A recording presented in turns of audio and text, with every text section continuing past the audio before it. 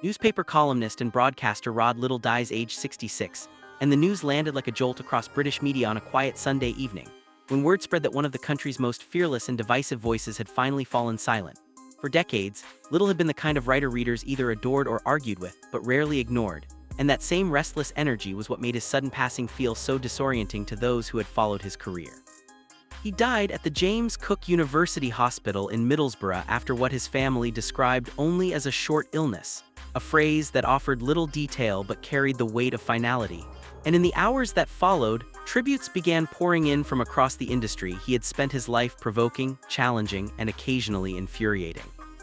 Born in 1960 in Sidcup, Kent, Liddle had built a career that took him from the London School of Economics into the heart of British journalism, eventually rising to edit BBC Radio 4's flagship Today programme, a position that placed him at the center of some of the most consequential news stories of his era.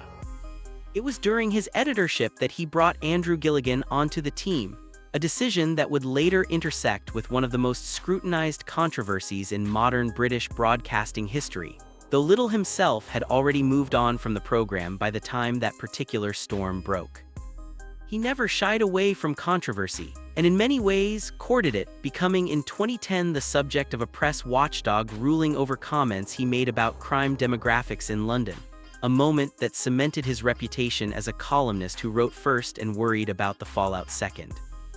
That fearlessness, whether readers agreed with him or not, became his signature, and it carried him through columns at the Sunday Times, The Sun, and a long-running weekly slot at the Spectator, where he served as associate editor until the end. He also hosted a program on Times Radio, ensuring his voice remained a constant presence in British public life right up until his death. And it was that constancy, that sense that he would always be there with an opinion, sharp and unfiltered, that made his passing feel so abrupt to colleagues and readers alike.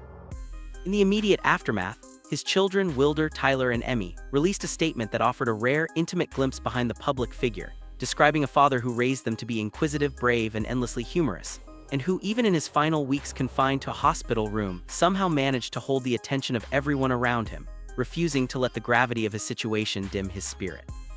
They said he left behind a legacy they were deeply proud of, one that would guide them in how to live an extraordinary life. Words that struck a chord with many who had only known him through his writing but sensed, reading them, the depth of the man behind the byline.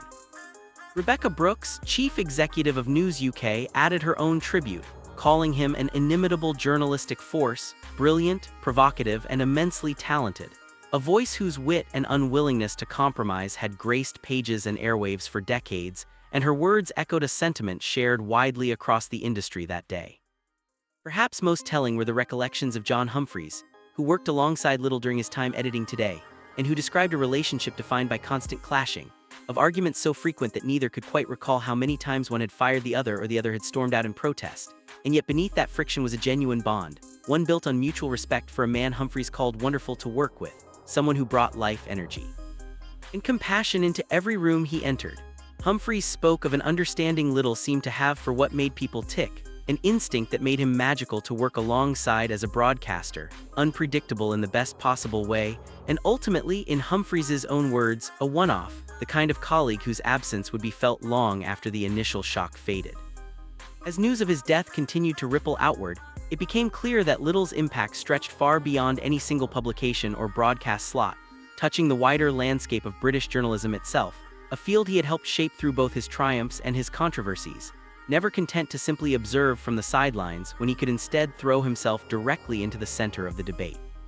Friends, former colleagues, and readers who had spent years either nodding along with his columns or shaking their heads in disagreement found themselves united, if only briefly, in acknowledging the sheer scale of the void his passing left behind, a void shaped not just by what he had written, but by the unmistakable voice in which he had written it.